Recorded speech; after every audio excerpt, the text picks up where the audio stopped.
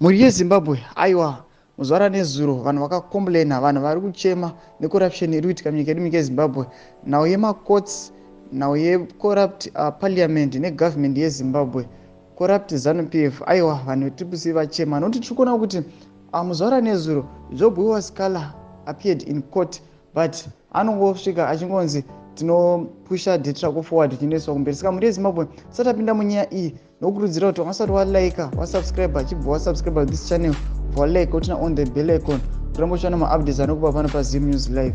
Saka muri yeZimbabwe muzvara nezuro Sikhala anopinda mukoti. Saka nyaya iri kunzi Zimbabwe's most famous political prisoner Honorable Sikhala appeared at the Harare Magistrate Courts yesterday on Wednesday for the case where he is falsely accused of spreading falsehoods.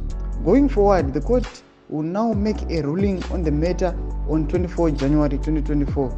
He will be appearing at court number 18 at 11:15 a.m. Saka muri yeZimbabwe vanhu tiri kusi vari kuchema chiti aiwa zvakuitwa neZANU-PF, why is it varamba vachingoisa madates kumberi. Saka ndinoona mumwe anouya achireply achiti, comrades and friends, it is time to break the silence. Sikhala's release requires our collective effort. We cannot stay silent any longer.